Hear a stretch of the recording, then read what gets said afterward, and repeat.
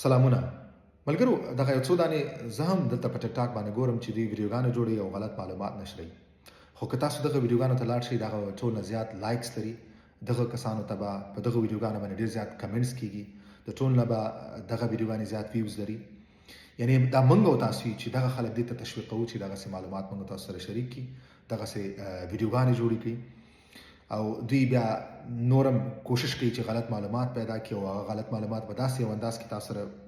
تاسو ته پیش کوي چې هغې نه یو بباو جوړ کړي او دغه بباو بیا د دې باعث کېږي چې وطنداران په تشویش کې کېږي. زما دلته په ټیک ټاک باندې دا تجربه وشوه او د ډېرو ملګرو به دا تجربه شوي دلته چې ته څومره دروغ وایې څومره چټیات وایې څومره چټي غږیږي څومره ګډې وډې خبرې کې څومره اپلتې وایي هغومره به ته لایکس لري هغومره به ستا ویوز وي هغومره به ستا فالوورز وي هغومره ډېر به تا ته کمنټس کېږي هغومره به ډېر ته تشویقېږي ولې که ته صحیح معلومات ورکې سمې خبرې کې نه ستا ویډیو څوک ګوري نه تا ته لایکس څوک درکوي نه ستا ته کمنټ څوک کوي. زه دلته دا خبرې دې دپاره نه کوم چې تاسو ماته یا لایکس راکړئ یا کمنټس راکړئ یا کمنټس راته وکړئ نه زما مقصد دا دی چې دغه خلک موږ او تاسو تشویقوو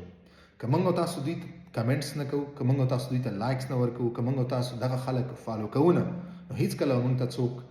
اپلتې چټیات واهیات دغسې غلط معلومات نه راوړي او نه به داسې ویډیو به جوړوي څوک او نه به یې څوک نشروي. نو باید موږ او تاسو دغه خلک ودرو او د دې ودرولو طریقه همدا ده چې موږ او تاسو یې نه فالو کړو نه ورته کمنټس وکړو او نه ورته لایکس ورکړو. د دې دغه حل دی که نه نو دغسې به تاسو غلط معلومات اورئ او زه اکثرا ډېر ملګري دلته وینم په لاره باندې کله ناکله زه چې کله د دوی خبرې واورم دوی نه معلومات واورم دوی ته چې څه ویلی شوي کمې خبرې ورته خلکو ورته ویلي یا یې اورېدلي دي دغه ویډیوګانه نو هغه به انتهایي زیات غلط معلومات دي. دا ډېر د خفګان ځای دی چې هغه بېچارهګان ډېر زیات په تشویش کي